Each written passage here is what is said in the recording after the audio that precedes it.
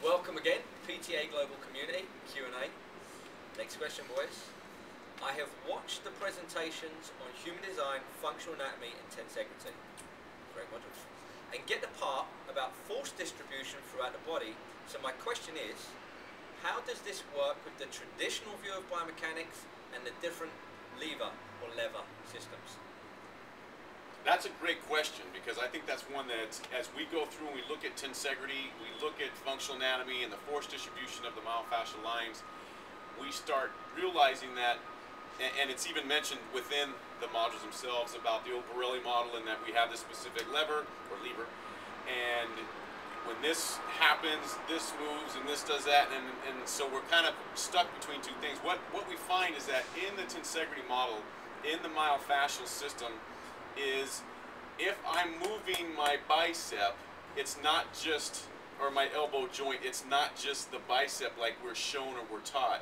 It's the hand, it's the forearm, so it's all of the fascial and connective tissue, which includes the skin, through my arm, all the way through my back, down my back, or down around the whole body. So it's basically the whole body that's involved in that.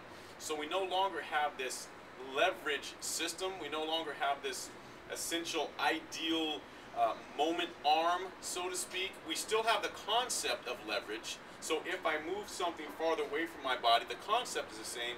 But talking, and even having talked with Michel Dalcourt about this, and because he's part of our team, he's just not here right now, is it's not that that information is wrong, it's just it's lacking. So we need to kind of come up with a little better definition of what we're really going through, because it's not the traditional lever system that we've been taught, because it's connected to all aspects of the body.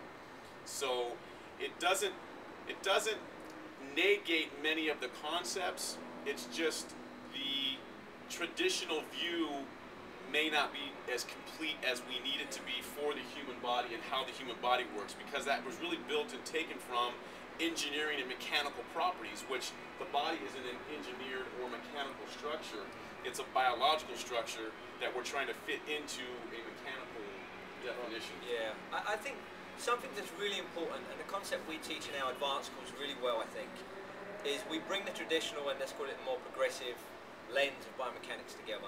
And Roddy nailed it there. The whole is greater than the sum of the parts, but we still need to respect the parts. So to understand force levers and moment arms and things like acceleration are hugely important. Yeah. But when you apply it to a dynamic organism like us as opposed to an inanimate object, things change. For example, when we look at things like first, second and third class levers, I defy anyone to look at someone running on a treadmill and tell me where a first class, a second and third class lever is. More importantly, they constantly change. So it's not that it's wrong, is it effective? Is it useful? Yeah.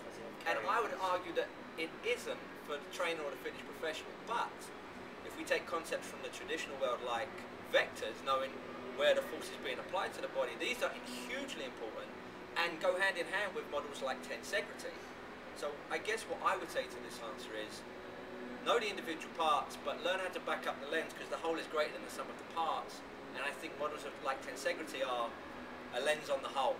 And when you take that approach, you're going to kind of see, I might need to look at traditional biomechanics slightly different.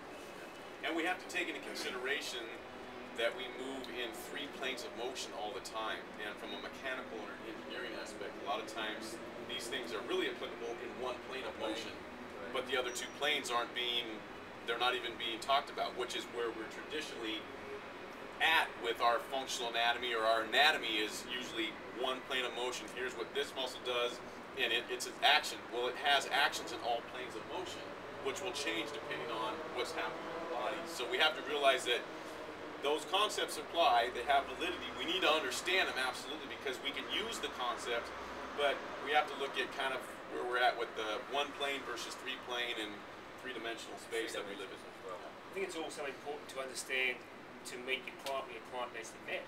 What is the client's goals? Is the client goal to be a bodybuilder where they want to build hypertrophy and get shape and have symmetry, or is the client's goal to be able to lift their kids, play tennis, move in 3-dimensional movement where their body has to move safely and effectively? So, as you guys have said, no right, no wrong, but if we step back a little bit and just look at the body as a unit, an integrated unit, what's more effective towards the client's goals, and what's more effective at giving the client longevity and happiness in the body? I always hear the question, well then, why are we taught this way? And again, reductionism is not bad, it's merely incomplete.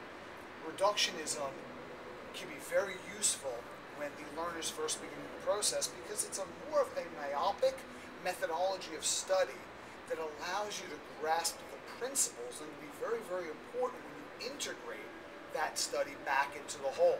If you listen to philosopher Ken Wilber, he talks about everything in life, especially the human organism, is a hierarchical organism, and everything transcends but also includes. Everything is related to everything else.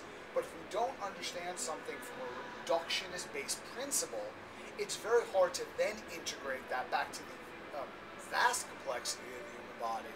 So, very useful, great place to start. Don't throw it away.